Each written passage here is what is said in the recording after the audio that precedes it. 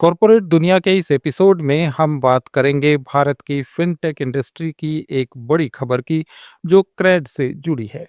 बेंगलुरु की company crate को reserve bank of India ने आखिरकार पेमेंट एग्रीगेटर का फाइनल लाइसेंस दे दिया है।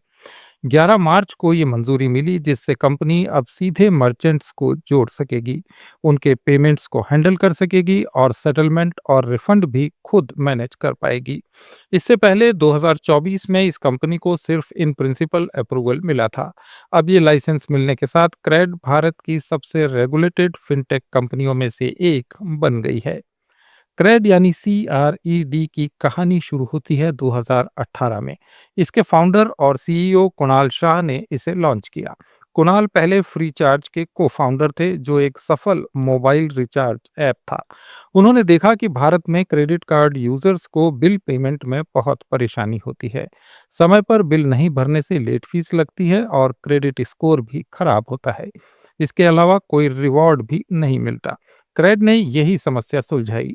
ऐप पर क्रेडिट कार्ड का बिल भरने पर यूजर्स को रिवार्ड्स मिलने लगे, जैसे कैशबैक, डिस्काउंट, लाउंज एक्सेस या प्रोडक्ट्स। शुरू में ये सिर्फ हाई इनकम और क्रेडिट वर्दी लोगों के लिए इनवाइट ओनली था, लेकिन जल्दी ही ये प्लेटफॉर्म भारत के एफ्लुएंट यूजर्स का पसंदीदा ब्रांड बन गया। इस कंपनी का बिजनेस मॉडल काफी स्मार्ट है। ये मुख्य रूप से क्रेडिट कार्ड बिल पेमेंट पर फोकस करता है। यूजर्स ऐप से बिल भरते हैं तो क्रेड को कार्ड कंपनियों से कमीशन मिलता है। इसके साथ ही Cred lending, insurance, investment advisory और अब पेमेंट्स जैसी सेवाएं भी दे रही है। 2025-26 तक क्रेड ने अपनी पहुंच काफी बढ़ा ली है। 2024-25 में कंपनी ने 8.5 लाख करोड़ रुपए से ज्यादा के पेमेंट्स को मैनेज किया। इसके 1.5 करोड़ से ज्यादा मेंबर्स हैं जो क्रेड पर भरोसा करते हैं। भारत में हर 3 में से एक क्रेडिट कार्ड बिल क्रेड के जरिए ही पे होता है। यह आंकड़ा दिखाता है कि इस कंपनी ने बाजार में अपनी कितनी मजबूत पकड़ बना ली है। लेकिन अब क्रेड सिर्फ बिल पेमेंट ऐप नहीं रह गई है। ये एक फुल स्टैक फिनटेक प्लेटफॉर्म बन चुका है। यूजर्स यहाँ personal loan, loan against mutual funds, vehicle insurance और UPI ट्रांजैक्शंस भी कर सकते हैं। क्रेड का फोकस हमेशा क्रेडिट वर्दी और हाई क्वालिटी यूजर्स पर रहा है। यही वजह है कि इसका एवरेज रेवेन्यू पर यूजर यानी ARPU काफी हाई है, जो करीब 2,000 रुपए है। जो यूजर्स 4 या उससे ज्यादा प्रोडक्ट्स यूज करते हैं उनका ARPU और भी 75% ज्यादा होता है। 2025 में कंपनी की ऑपरेटिंग रेवेन्यू 2,735 करोड़ रुपए रही, जो पिछले साल से 16% ज्यादा थी। हालांकि अभी भी ये घाटे में है, लेकिन कंपनी लगातार स्केल कर रही है। RBI का ये नया लाइसेंस क्रेड के लिए गेम चेंजर साबित होगा। पहले कंपनी पेमेंट्स के लिए दूसरे इंटरमीडियरी पर निर्भर थी।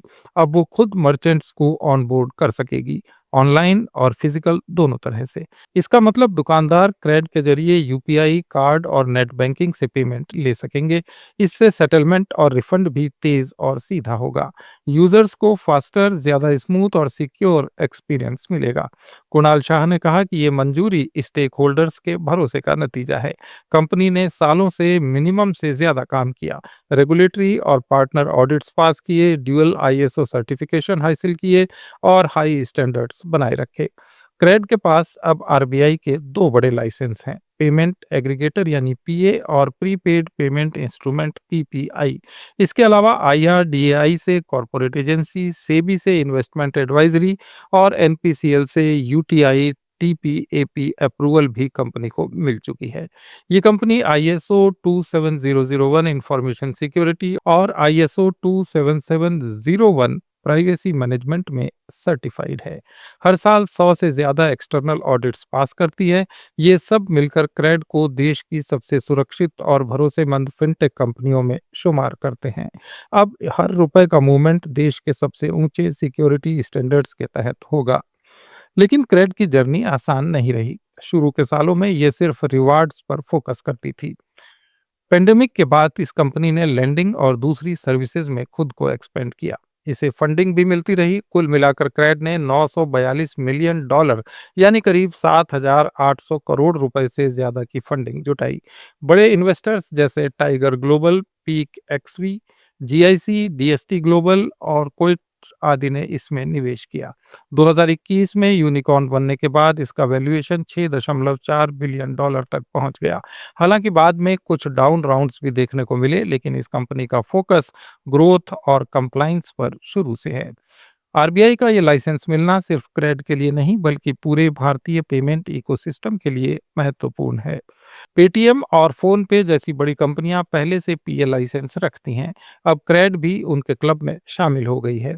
इससे मर्चेंट्स को ज्यादा ऑप्शन मिलेंगे, कंपटीशन बढ़ेगा और इनोवेशन तेज होगा। यूजर्स के लिए पेमेंट सस्ते, तेज और सुरक्षित हो जाएंगे। खासकर छोटे व्यापारियों के लिए ये एक अच्छा मौका है, क्योंकि क्रेड अब सीधे उनके साथ काम कर सकेगी। कुणाल शाह ने हमेशा कहा कि ट्रस्ट दोनों तरफ कंपाउंड करता है। यूजर्स और रेगुलेटर्स के विश्वास ने ही क्रेड को यहाँ तक पहुंचाया है। कंपनी अब अगले अध्याय की तैयारी में है, जहां पेमेंट्स को और बेहतर बनाना, ज्यादा प्रोडक्ट्स लाना और भारत के क्रेडिट वर्दी लोगों की फाइनेंशियल प्रोग्रेस में मदद करना इसमें शामिल है। 45% एक्टिव मेंबर्स पहले से ही 3 या इससे ज्यादा प्रोडक्ट्स यूज कर रहे हैं। इसका मतलब है कि यूजर्स क्रेड को सिर्फ बिल पेमेंट ऐप नहीं, बल्कि अपना फाइनेंशियल पार्टनर मानने लगे हैं। भविष्य में क्रेड की क्या योजनाएं हैं? संभावनाएं बहुत है। पीपीआई लाइसेंस के साथ कंपनी अपना वॉलेट या प्रीपेड कार्ड ला सकती है। पीए लाइसेंस से मर्चेंट साइड मजबूत होगी। यूपीआई टीपीएपी से ब्रांडेड यूपीआई एक्सपीरियंस दे सकती है। लेंडिंग और इंश्योरेंस को और स्केल किया जा सकता है। लेकिन कंपटीशन बहुत है, रेगुलेटरी चेंजेस आते रहते हैं और घाटे को कंट्रोल करना होगा। ये क्रेड के सामने चुनौतियां हैं, लेकिन इसका ट्रैक रिकॉर्ड दिखाता है कि ये हर बार अपने हाई स्टैंडर्ड्स को सेट करके चली है। ये खबर उन सभी के लिए है जो डिजिटल पेमेंट्स करते हैं। क्रेड जैसे प्लेटफॉर्म्स भारत को कैशलेस और फाइनेंशियली इंक्लूसिव बनाने में मदद कर रहे हैं। लेकिन याद रखिए, सिर्फ हाई इनकम यूजर्स ही अभी भी मुख्य क्लाइंट हैं। आगे इस कंपनी को और व्यापक पहुंच बनाने की जरूरत होगी। कुल मिलाकर आरबीआई का यह अप्रूवल क्रेड की मेहनत का नतीजा है और भारतीय फिनटेक की मैच्योरिटी का सबूत। कंपनी ने अपने यूजर्स को मैसेज दिया है, हर रुपए पर अब और ज्यादा अकाउंटेबिलिटी, फास्टर पेमेंट्स और पूरा रेगुलेटरी ट्रस्ट। आईएसओ सर्टिफिकेशन और ऑडिट्स ने पहले से ही इसकी सिक्योरिटी को मजबूत किया था। अब डायरेक्ट कंट्रोल से एक्सपीरियंस और बेहतर होगा। 1.5 करोड़ मेंबर्स और 8.5 लाख करोड़ के पेमेंट वॉल्यूम के साथ क्रेड अब अगले लेवल पर जा रही है। भारत में फिनटेक की कहानी तेजी से लिखी जा रही है और क्रेड उस कहानी का एक महत्वपूर्ण अध्याय है। शुरू से क्रेडिट कार्ड बिल्स पर फोकस करके इस कंपनी ने एक नीश बनाया, फिर उसे ब्रांड। आरबीआई लाइसेंस उसकी क्रेडिबिलिटी को और मजबूत करता है। आने वाले समय में हम देखेंगे कि ये ट्रस्ट कैसे और मजबूत होता है, यूजर्स, मर्चेंट्स और रेगुलेटर्स के बीच। कॉर्पोरेट दुनिया में आज इतना ही। कॉर्पोरेट सब्जेक्ट्स पर हमारे इस डेली ऑडियो वीडियो शो को रोज देखने के लिए फॉलो करें लेट्स माइक चैनल। इसे रेडियो पर सुनने के लिए आप लेट्स माइक ऐप डाउनलोड कर सकते हैं। जुड़े रहिए लेट्स माइक के साथ।